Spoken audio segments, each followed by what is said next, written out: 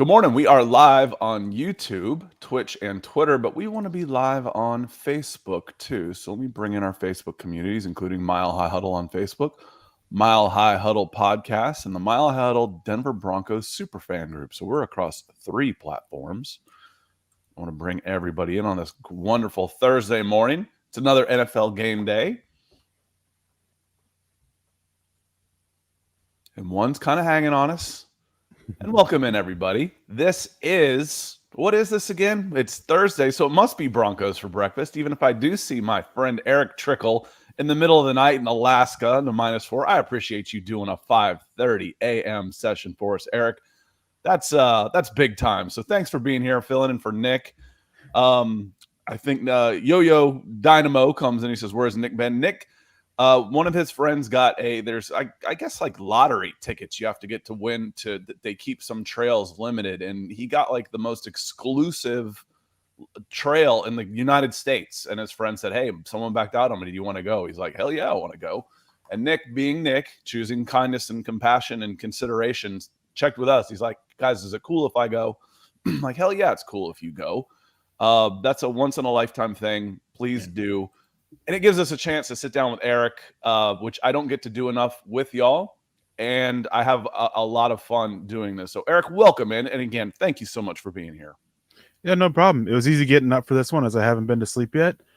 But should make for an interesting show. But thanks for having me, as always. I love doing the shows with Lance, but I love being able to get out there and do shows with other people as well and getting different takes and different opinions. Yeah, and the morning show is a little bit of a different audience too, so it's fun to see here. You know, I like doing the night shows, and I get to see some of the longtime folks. And I guess Nick and I have been doing the morning shows for almost a year and a half. So I guess this would be my chance to say, you know, please hit that like, subscribe, and share button. Get the algorithm bots out there finding everybody in Broncos country so they can come in and join us today. I want to say hello to some folks in the chat. Some of the things I want to get into today. We'll touch on Melvin Gordon. That was a hot topic yesterday.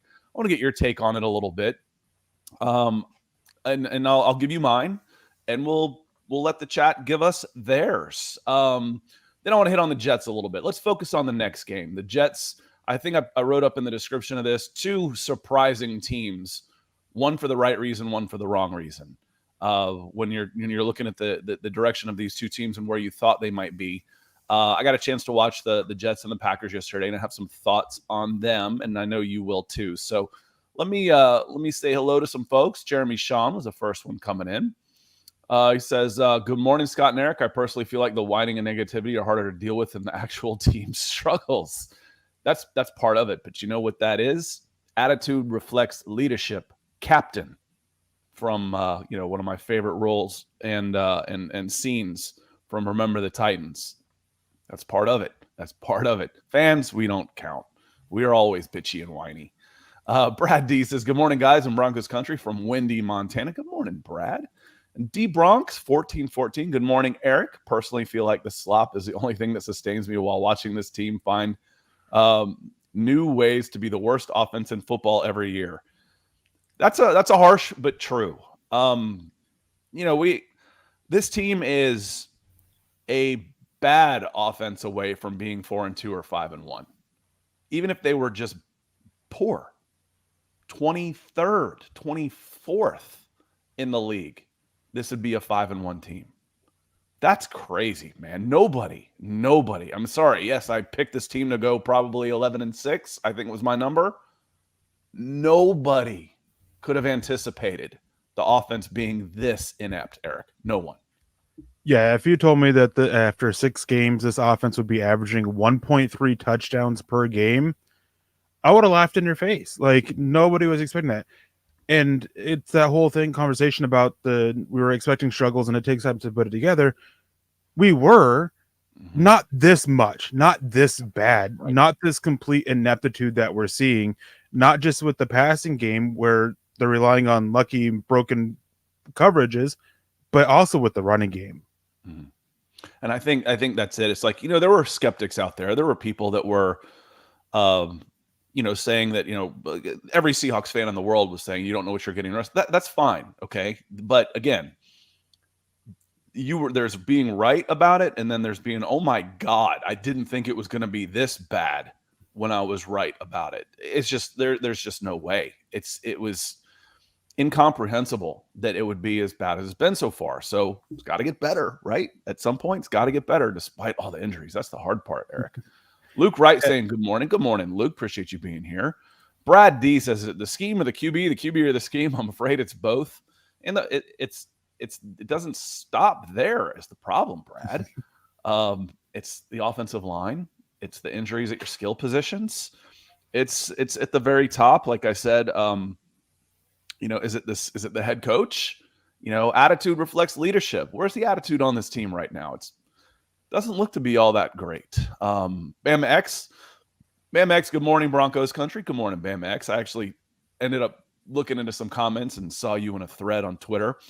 And I didn't jump in. I don't jump into the Twitter fray as much as some of the other MHH guys, but I get your back if you were to ask anybody about Bama X being a good head around here and a logical. I always say, Eric, everybody's biased. That's what makes us who we are. Bias is a human trait. Just because you're a Bama fan doesn't mean that you can't see things or at least compensate for your bias towards Alabama receivers or whatnot. So I got your back on that, Bama X. Brad D, he also said good morning. Oh, he's saying good morning to Bama. Well, good morning to you. Sunny days coming in. He's got the happy face, the thumbs up, the coffee from Patrick out at lioncoffee.com. Check him out. And the heart. CC coming in. Said, morning, Scott and Eric. Can you tell us this for free? The Jets defensive front is going to have a field day on the Broncos O-line if they can't get their act together, which they've shown an inability to do. We'll get into that a little bit. Quinnen Williams is terrifying. Terrifying. Aaron Donald play type. My goodness, this guy's a freaking beast. So, yes, CC. What have we been talking about is the real struggle at the line of scrimmage, Eric?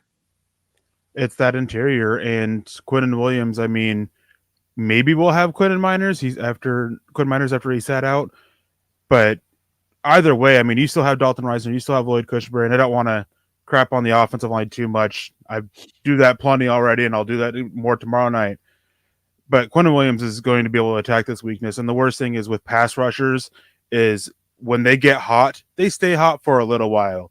And Quinnen Williams has been probably the best statistically defensive lineman for the last couple weeks. I think he's picked up like 15 total pressures in the last 2 games or something like that. Multiple sacks.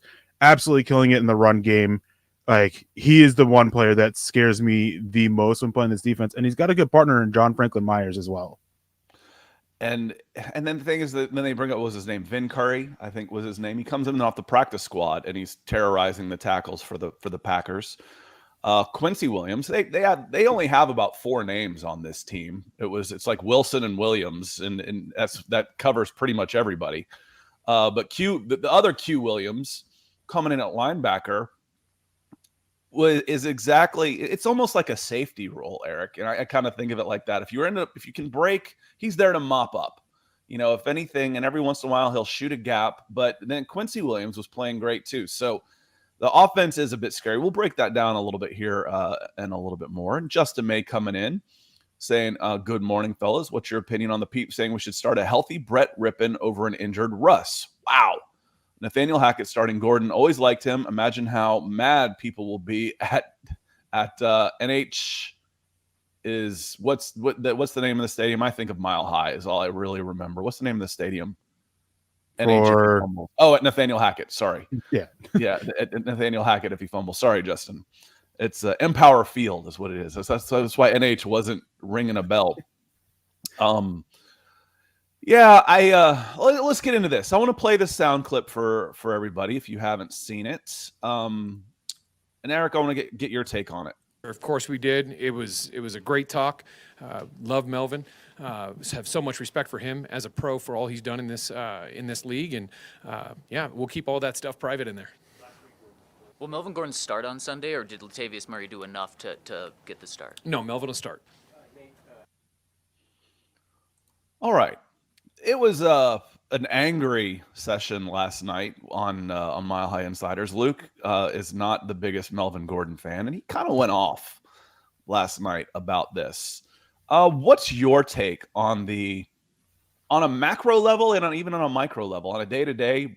This is your, from a scheme level and from a, what does this mean? Big picture to Nathaniel Hackett. My thing is I'm a hot hand guy at running back.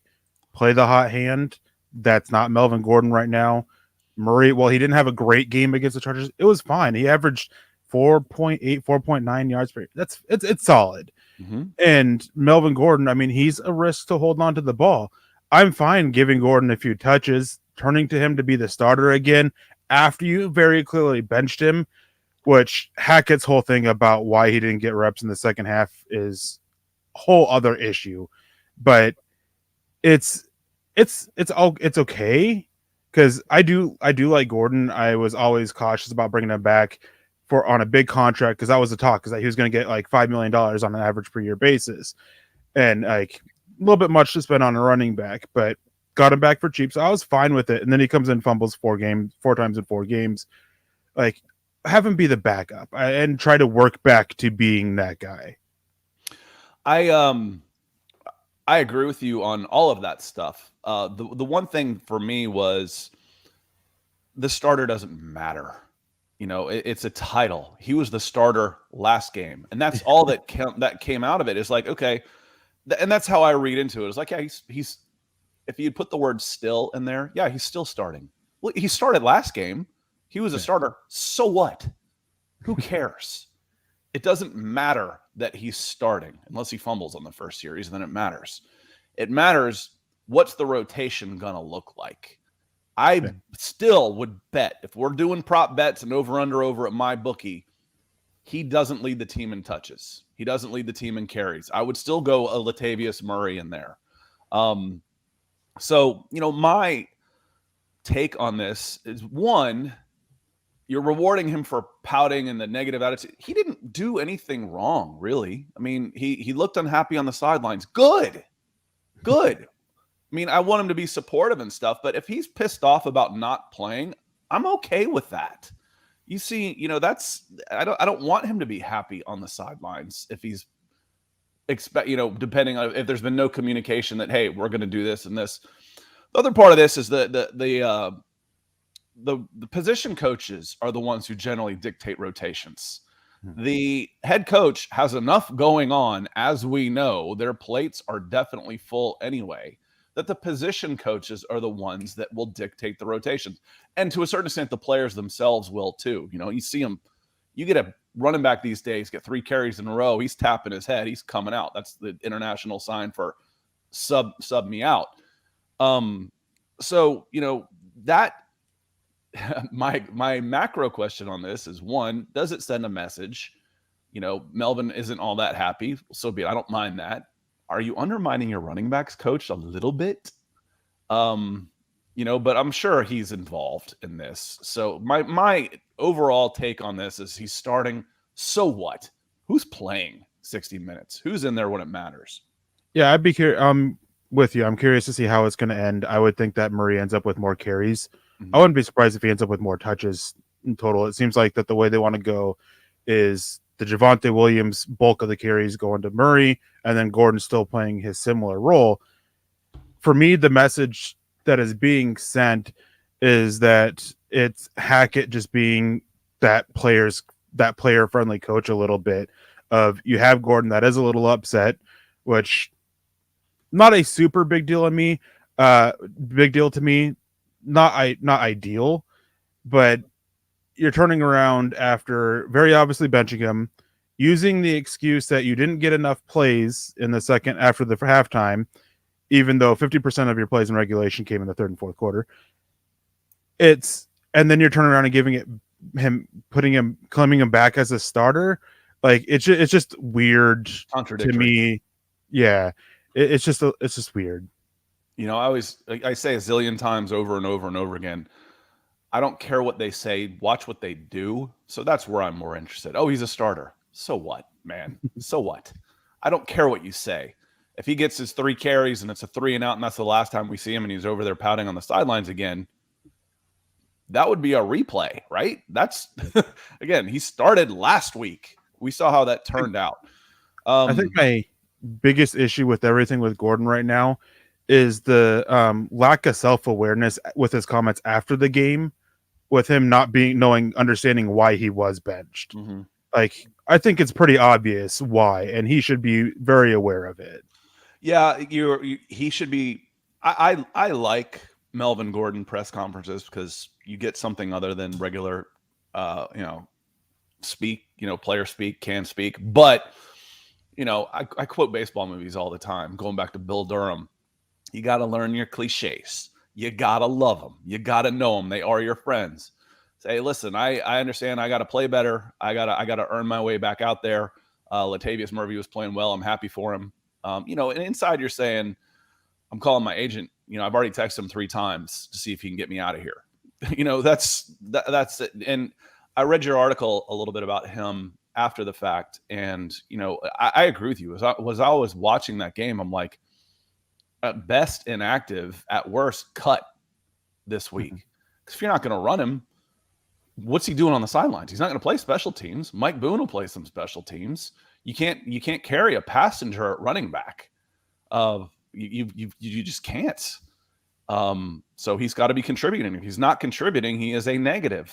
So we'll see. This will be this week will be telling. I don't think there's any way, Eric, we can have another week like last week. That's not sustainable week to week.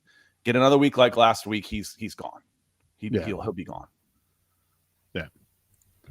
Want to say hello to Ethan, the DWI guys over there across the pond. It is Thursday. That means I head your direction in a week. I can't wait.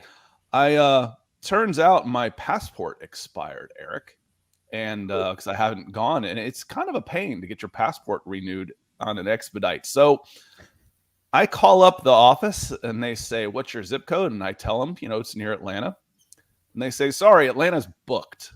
How about New Orleans?" I thought they were joking. I was like, "We've got an appointment at 8 to 9:30 we've got an appointment window from 8 to 9:30 on Monday for New Orleans." I felt like Chandler from Friends. I'm going to Yemen. I'm going to New Orleans. So I don't think I'll be here Monday morning because Dum Dum has to go get his passport renewed in New Orleans. So quick travel story. I mean, I've talked about it, how going down to Denver for the meet and greet, I lost my ID. I submitted a claim for it. Was being told hadn't found it or anything. So not this last Monday, but the Monday before, I went in and I got my replacement ID. Got the email today. They found my ID. They want more money to ship me my ID that they found than what it did cost me to get the replacement. I'm good. Keep it. Keep it. Ryan Slavic coming in. Appreciate you. The super coming in green, kicking us off this morning. Says, "Good morning, Scott, Eric, and Broncos country. Not sure what the solution is, but O-line shake up, different play calling. Gordon staying on the bench, maybe." Gordon's not your biggest problem of the things that you mentioned there. He'd be third, but you also did put a maybe on that one. O-line shakeup, we saw it. We saw an O-line shakeup. We saw Billy Turner come in. We saw Quinn Miners come in. So hopefully that's a start. I thought the offensive line played better. There's still some big problems there, and my goodness, Quinn Williams is as good an interior lineman right now as there is in the NFL. And when you're having problems, this is the game that could baptism by fire or break the camel's back. It could go either way, and I'll whip out my cliches.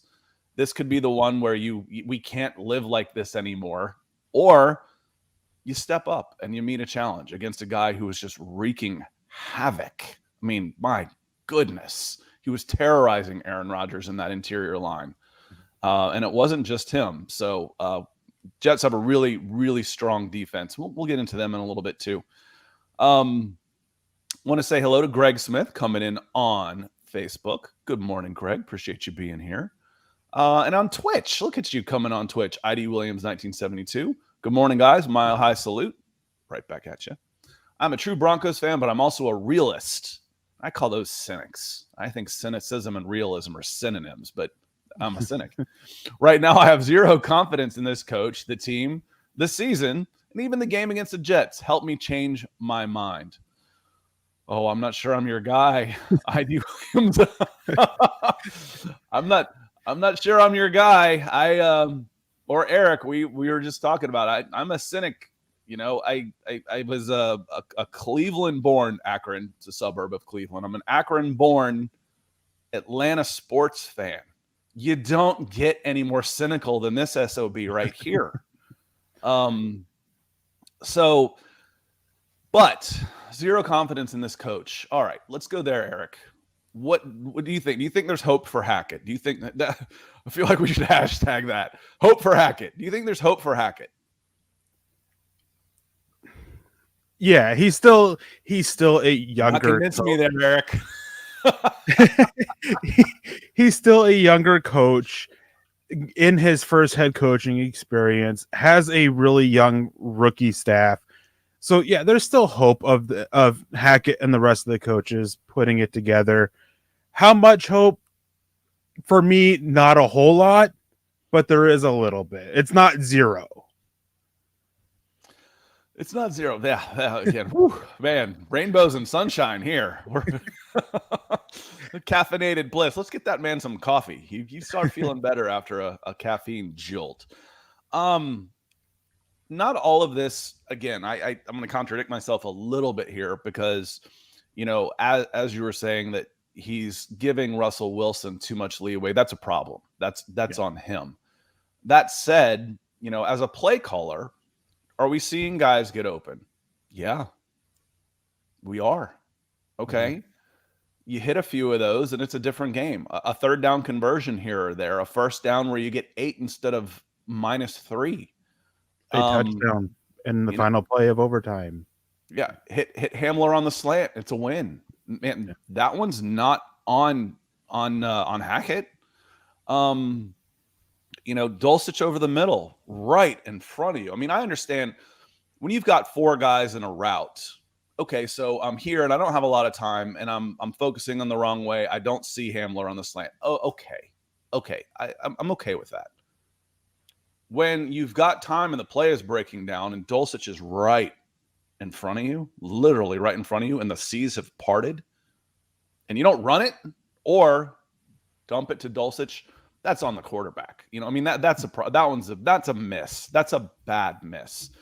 So I think there is hashtag hope for Hackett. It doesn't look good, but I'm not ready to say this is entirely on him at this point.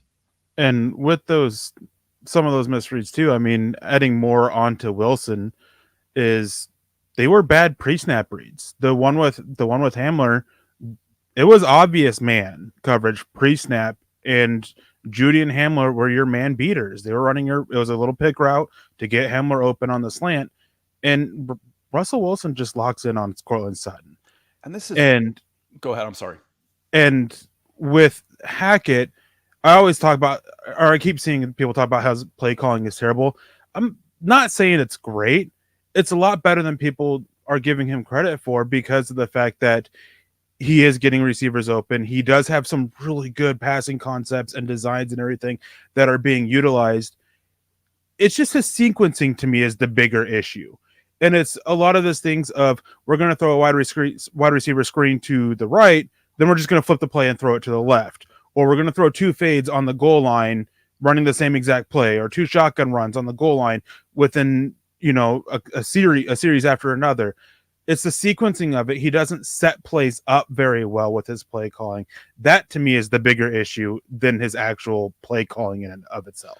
It's funny, Eric. I've heard you rail on screenplays. I feel like that about fades when it's a one-shot option. Like, I hate fades. You want to throw a fade, okay. But like, you know, when it's 3rd and 8, 3rd and goal from the 8, and it's a fade, I'm like, ugh. It's like a 1 in 10 chance.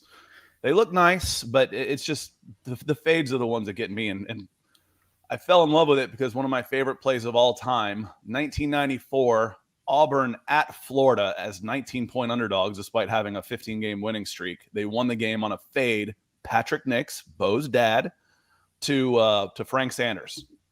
Went crazy. Fade. Oh, love the fade. Love it. It's the last time I remember it working. That was what, 28 years ago. Travis Weber coming in says, good morning, Scott and Broncos country. And Eric. I skipped over Eric. I don't know why. Sorry, Eric. Good morning, Scott and Eric in Broncos country. Good morning, Travis. And Travis is coming in with some stars. Feels like it's been a minute since we've seen you. Appreciate you coming in with those stars on Facebook, helping to keep the lights on, keep my forehead nice and shiny. Appreciate you on that one. Patrick also came in with some stars. Let me see if I can find Patrick. He says, good morning, Broncos country. He's come in with some stars as well. So thank you very much, sir. There's, a lot of questions in here, and I guess we can start getting to, if I scroll down, I'm going to scroll down to the bottom of the chat now. So if I didn't get to say hello to everybody, I apologize, but we will try. The most recent comments comes in from Sakmar01. Protect your breakables, Broncos fans. We may not even score this weekend. And actually, as I read that on the smaller screen, I read it as protect your breakfast, Broncos fans, because you might lose it. That's next week. We're having Broncos for breakfast in London when they're on nice and early. You might lose your lunch on that one. All right. Let's get down into some of the. There's a game coming up here. We can talk about. We have overanalyzed the what could be done better, what could be done different ad nauseum. If you have questions, we'll still answer. But Jets, okay? Jets are 4-2 coming here. Definitely overachievers. In essence, I see a carbon copy of the Broncos, but with more positives. And Eric, what I mean by that is this offense is not good. Zach Wilson, I still think right now is playing as one of the worst quarterbacks in the NFL. He doesn't have the track record that Russell Wilson does. So you still feel like, okay, is he going? He's got upside. He's young. He should do better. But Eric, what scares me about Zach Wilson is the same thing that scared me last year. The more time he has, the worse he is. He doesn't read a field very well, and he tries to force things when he has time. When he's on the move, when he's freelancing, does this sound familiar, Broncos country? He becomes more dangerous because he's got a wicked arm. He does. He's got good feet, good athleticism, and he can throw it in areas that a lot of quarterbacks can't, so he can beat coverage downfield on broken plays. But I think in the third quarter, he was something like, not in the third quarter. For the game, it was the third quarter. He was something like 3 of 9 for 28 yards against the Packers in a game they won by 17 points. But what I do see, though, is a more clear identity from Robert Saleh's team and the Jets and a couple of really good running backs. Yeah.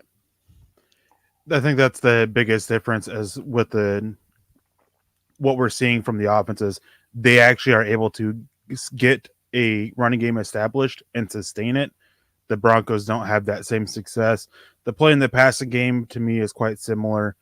Zach Wilson, Russell Wilson, both struggling to go out there and execute plays, having some luck plays, fall their way.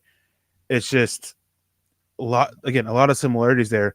I don't expect this to be a high scoring game because both defenses are really strong, good fronts, and able to get after the quarterback.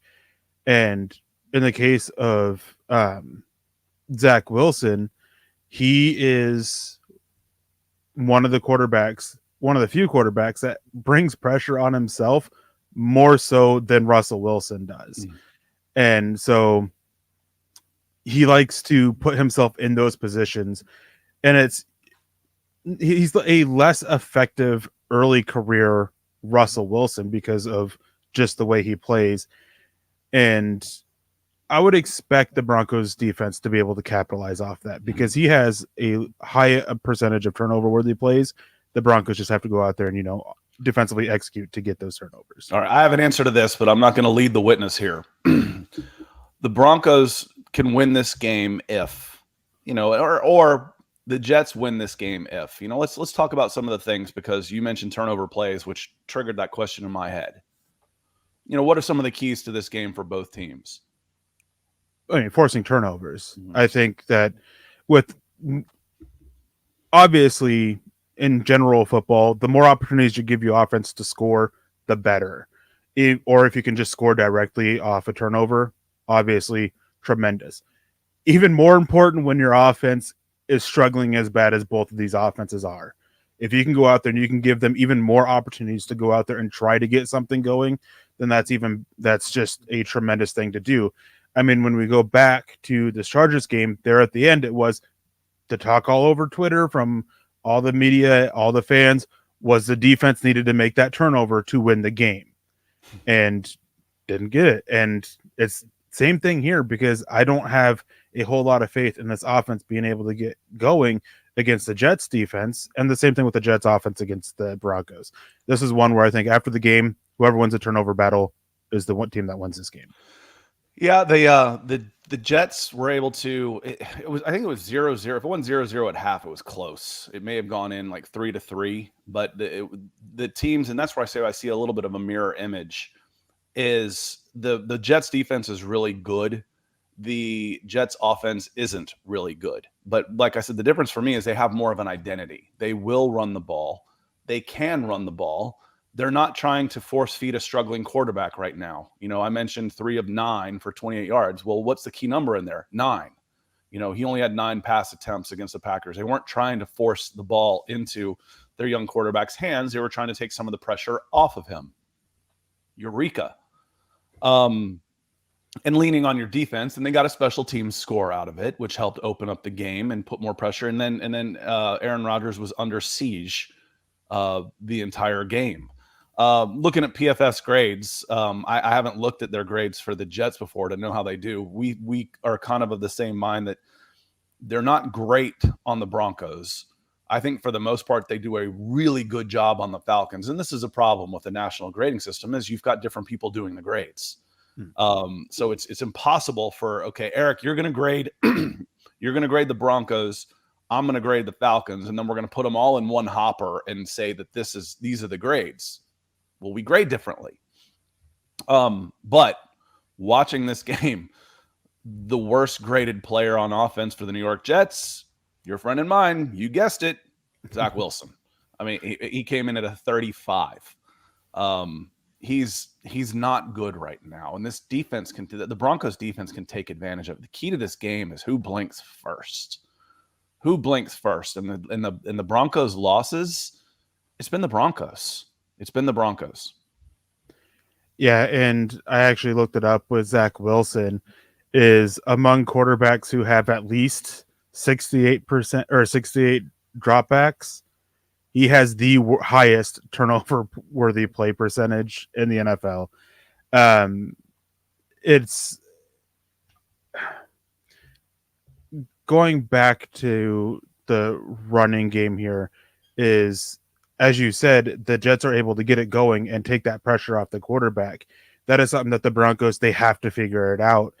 And going back to Quentin Williams, with how good he has been against the run, attacking where their weakness is, it's a shame that this isn't a game where they have more time, because it's a short week. You can't shift your offensive line on a short week. You just can't do it. You shouldn't do it. The Colts tried it, and look how that worked out against the Broncos on Thursday Night Football. Worked pretty good. But they got to figure it out. When they had 11 days, to your point, when they had 11 days to get ready, worked pretty good last week. Matt Ryan had been sacked 21 times after the Broncos game. He'd been sacked 21 times. He had 58 passes against the Jaguars and didn't get sacked. Yeah, and I think they shifted their offensive line even more, because I think they moved the right tackle they had against the Broncos inside the guard and put Brandon Smith back at right tackle. That's correct. Well, Braden Smith was the guard. Was the right tackle. They moved him into guard. Yeah, and then they brought in a different right tackle, and they stuck with Ryman.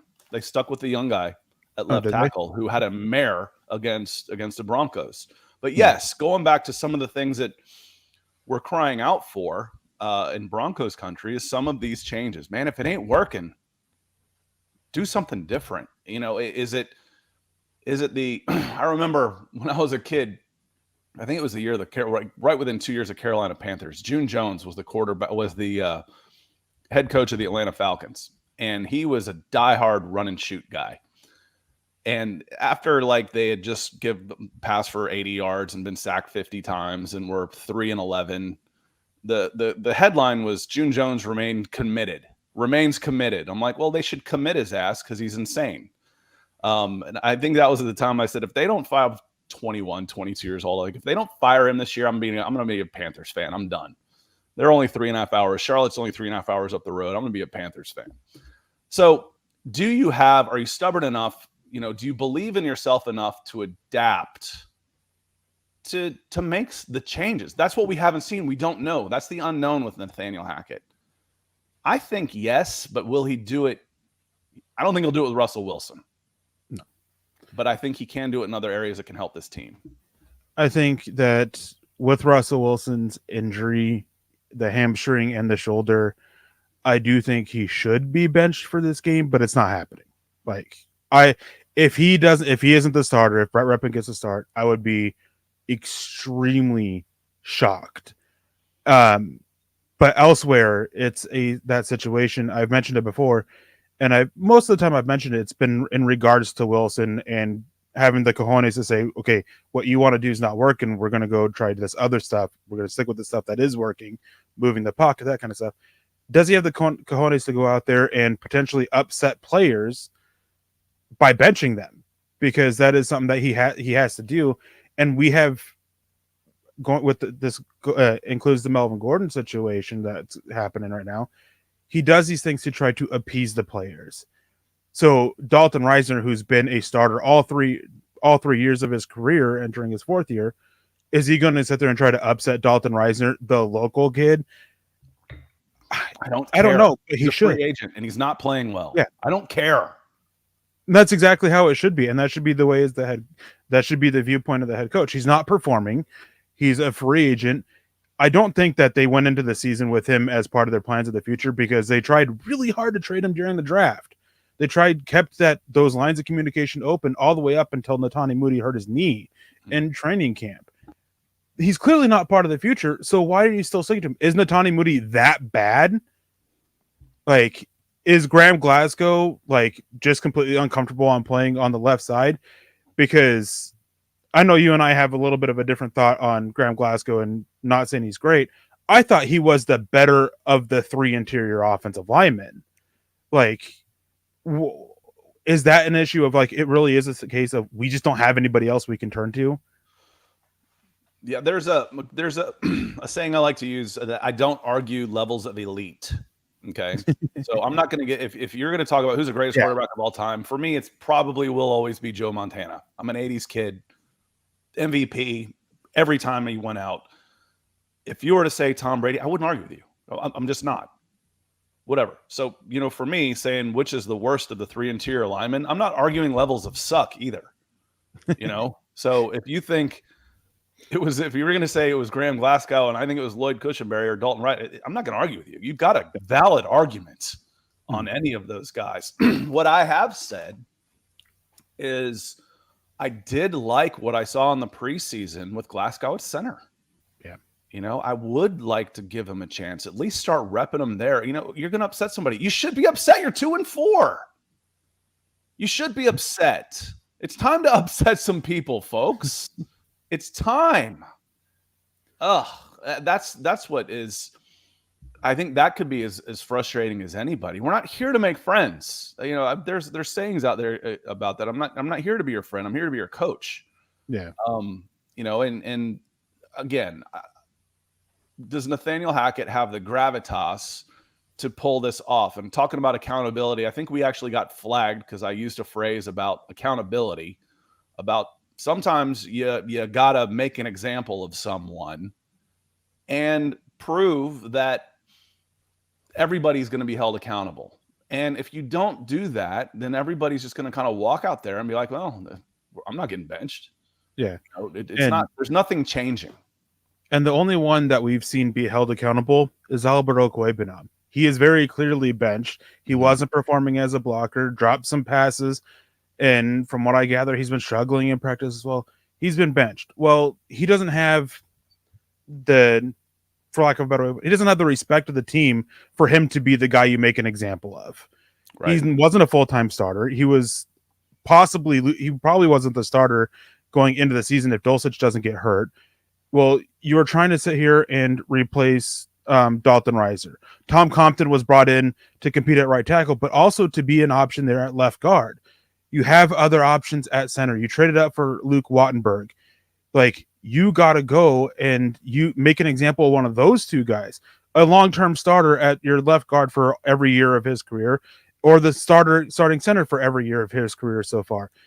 You make that change there, then they might realize that, yeah, you are the head coach, you're the boss. Like, we're going to go, you're going to make those changes. We got to step up. You're going to hold us accountable instead of this. And you can do that without becoming a unfriendly player coach. And I think that he's struggling to find that balance. Yeah, and Jeremy agrees with you. He says, no, he doesn't have the clout or the trust to make that call. Another M. Lynch coming in here with a nice comment. He says, if Breece Hall goes off once again, it's going to get ugly. It's going to be really important for the linebackers. You know, I know Ethan was here today. A shout out. This might be a game that sends him over the edge. Because despite PFF's grades, that was Green Bay at New York defense. I said, because I loved Quincy Williams. I thought he was really, really good. And he got a 50 from PFF. Him and Quinnen Williams were everywhere. And then CJ Mosley, the other linebacker, he got a 76. Those two were really, really good.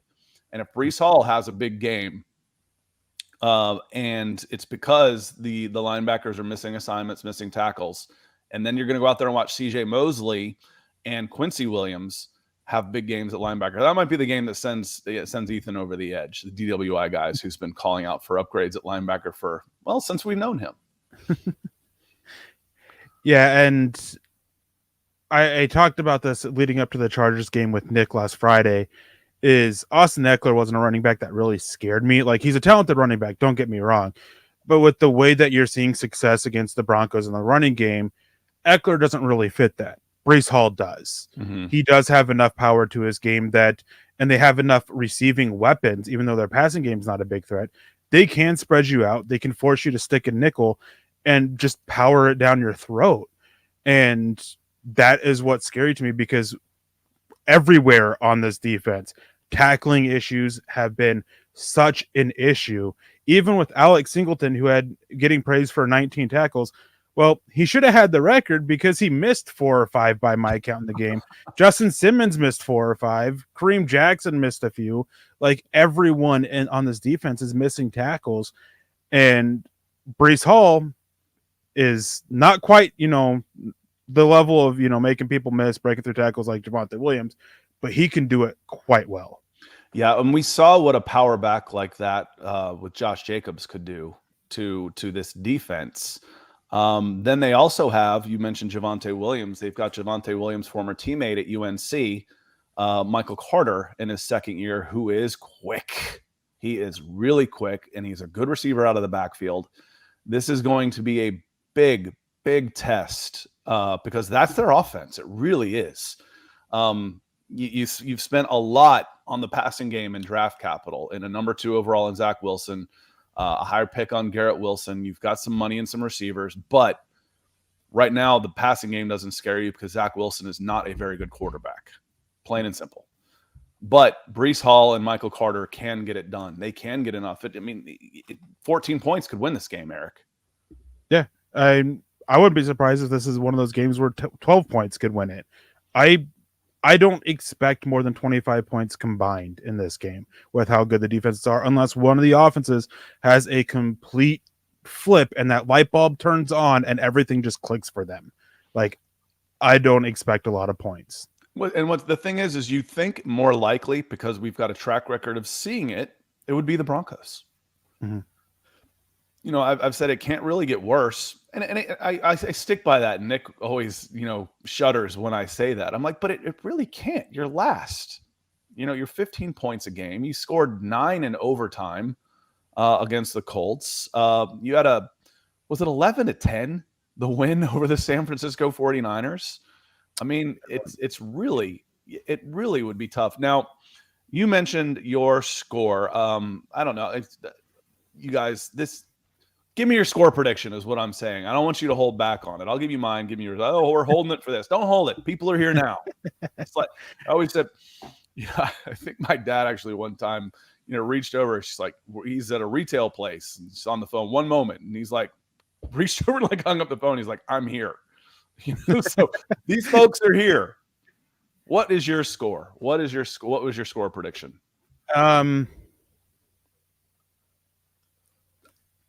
I'll go 12-9. Okay. What is the over? I'm going to look up the over under on this one. But this you have to take the under. I mean, it can't be more than 40. You'd think, right? So looking at ESPN, who are we watching here? The over under is 38. Okay, I was like, that still seems high. It does for me, but I've got I was 17-13. I think was what I was thinking, or 16-9. Right in that, and I'm going Jets. I'm going Jets on this one. I think this team, again, you're one win away from the feel good and from it all clicking, but this right now, this feels like team turmoil, not, where everybody's questioning everybody. You need your running backs. You need Jerry Jeudy. You needed Albert Okwuegbunam. Sutton is just out there. He's a robot. He's kind of doing his job. And to a certain extent, Russell Wilson's a little bit of a robot too. Everything's great. I worked in a company where we'd have these executive meetings, and basically it was all BS. And I'd walk in, the first thing I'd do is play "Everything Is Awesome" from the Lego Movie. I'm like, okay, it's time for our meeting. Everything is awesome. I'm like, that's Russell Wilson up at the podium to a certain extent, not after the game, but to a certain extent. Jeremy says, do us a favor and put some money on the Jets, Scott. I did what I could. I'm picking the Jets in this game. I think I've only picked like one game right for the Broncos this year because I picked them to win most of the first few games. And then the best team that they've probably played was the 49ers. So I picked the 49ers to win that game. So about the best thing I can do is choose the Jets. And I'm picking the Jets because I see two very similar teams, dysfunctional offenses, good to spectacular defenses. But I think the Jets have more confidence right now, and I think they've got more of an identity right now. I think they've got more trust in what they're doing and more belief on the offensive side of the ball, and will be able to move it. Plus, they're playing pretty damn good on special teams too. Yeah. So I think that's enough for the Jets to get the win. Yeah, I have the Jets taking it as well. The being able to get a running game going, that to me is the difference maker. Official Andrew Furmanek said, good morning, Scott. I'm a huge Broncos fan. Since Peyton Manning years, if Broncos win or lose, we'll still be a Broncos fan. You got to be. After the hard times are where you put your gear on. Anybody can be a fan when it matters. That's not a fan. That's a bandwagon hopper. Fans are there through the hard times, even if they last longer than you want them to. Y'all are fans. You're here. If you weren't fans, you'd be off doing something else. We know you're fans. I kind of forgot this question. I wanted to mention it. And Jeremy is reminding here was, do you play, I don't remember who asked, so I apologize, but do you play a healthy Rippon over an injured Russell Wilson? And I think your answer was, I don't think it'll happen. And for me, the answer is, it depends on how badly he's actually hurt. And will you make it worse if you're out there? If he's hurt badly, then yeah, he needs to be out. If he has a danger of turning what should be a 2-week injury into a season-long injury, if he lands on it wrong, then yeah, he should be out. The score, if it's Brett Rippon out there, I don't think it changes that much until I don't expect him to be an effective quarterback against a number one defense any more than Russell Wilson has been an effective quarterback or this offense has been effective. So I'm sticking with a score regardless of the quarterback. And unfortunately, Jeremy, that's part of the problem. That's part of the problem when I would say that it doesn't matter if it's Russell Wilson or Brett Rippon. Oh my God, did I just say that? Picture saying that in July. Picture saying that in July and how stupid that sounds. It doesn't now, does it? So for me, the fact that I got to admit, Ian Rappaport's tweet about it's a real injury just made me laugh. There are so many people questioning if he was actually hurt or if it was an excuse. They had to clarify it. Just funny to me, but it's a hamstring injury. Mm-hmm. And I remember what somebody who works in the NFL, what they said to me about hamstring injuries. You may as well put them on injured reserve because they're missing 4 to 5 weeks at the very least because they are so tricky. I call them voodoo. Those are voodoo injuries. And, when Oja Moody went down, that was one of my first introductions to this place. It was like, oh, we're glad it's not a knee. I'm like, don't be so sure. Don't be sure. The hamstring injuries are like voodoo, man. Brad says the Jets will find a way to lose. Brother, they're 4-2. This is a different Jets team right now with a little belief. Blanco Nuez comes in and says Sean Payton head coach, John Gruden OC. I saw someone in the chat say that Sean Payton was asked about the Broncos. He'd find them intriguing. Well, yeah, when you've got a $60 billion owner, I'd find them intriguing too. But Merlot, who comes in, he says we'd also need to give up draft picks for Sean Payton. That's not true. That's not true. You would need to compensate the Saints in a matter that they would be willing to release him from his contract. Compensation also comes in the form of cash, absolute cash. So you send them $20 million and you sign him for $50 million. So it would not necessarily cost you draft picks, but it could cost you a boatload of money, and you got the richest owners in the NFL. So don't worry about your lack of draft capital as a roadblock to getting Sean Payton. The bigger roadblock would Sean Payton see this as a project that he would want to take on when he would have his choice of projects to take on? That's a bigger hindrance right now, Eric. Yeah, and I mean, you're right. I mean, you can compensate in money, and it's not just draft picks. A lot of people go to draft picks because that's just the common form of compensation in the NFL. With Sean Payton, he also said that the Broncos gave up too much for Russell Wilson. He's also made some other comments in interviews and stuff like that that kind of suggest that he may not be the biggest fan of Russell Wilson. I do think that he does have his eyes on being in the NFL next year, and I think it's in one very specific Texas city. I believe he wants a Dallas Cowboys job, and I think that he knows that he'll get it. Yeah, and that's it's the Dallas Cowboys. I mean, that's a flagship franchise in the NFL. You don't want to really get in a bidding war with Jerry Jones. I don't care how rich you are, because he'll be stupid. He'll get. You get the feeling that he cares a whole hell of a lot more and will do what it takes, and that the Cowboys could be seen as a better situation. So, that's the way. Like I said, don't worry about the compensation aspect of it. Money talks. Even though you don't have a lot of draft picks, don't worry about that. You can come to a deal with the Saints and their owners. Basically, this works like soccer, y'all. This is how soccer works. You go to Sean Payton and you say, we want you to come and take over the team. We're going to give you a 10-year, $100 million guaranteed deal, 8 years, $150 million deal. This is what we're going to do. Then the reports come out, we have come to personal terms with Sean Payton. Now a deal needs to be made with the team who owns his rights for the transfer. That's exactly how soccer works. And it's really cool because you're not just giving away players that aren't worth it, that are nobodies, or draft picks that are paper for established players. You're trading in money. So it is possible. It is possible. But I worry more about the project than the compensation, Eric. Yeah, and I like Sean Payton. I think he's a really good coach. I just don't think that in all honesty, I don't think he's the right way for this team to go. Just because the offense that he likes to play, you're going to have issues of what he likes to do versus what Russell Wilson wants to do. And are we going to get improvement from Russell Wilson? Because his offense has its similarities in the passing game to what Denver's doing now that Wilson is struggling so much with.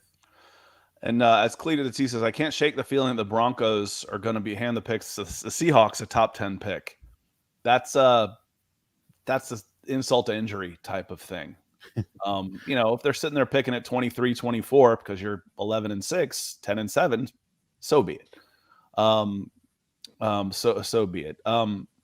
Couple of things in here before we get out of here. Blanco says 10 years, and he has 10 years, 100 million fully guaranteed. It's stupid.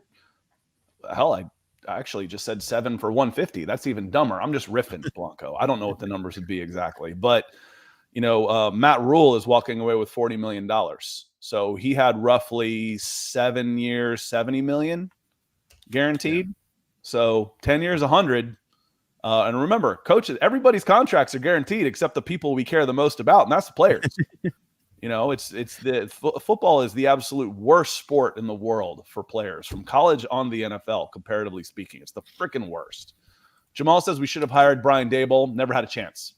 No. Never had a chance at Brian Daboll. Daboll was signed, sealed, and delivered, even if it wasn't official, to the New York Giants. Like I said, those are some of those tampering things.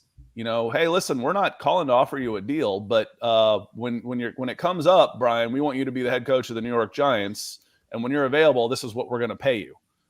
Okay, that sounds good. When it becomes available, we've got a deal. I didn't just tamper or make an offer, but the deal is done. Daboll was never on the market. He went from Buffalo to the Giants, skipped the middleman. So that wasn't an option.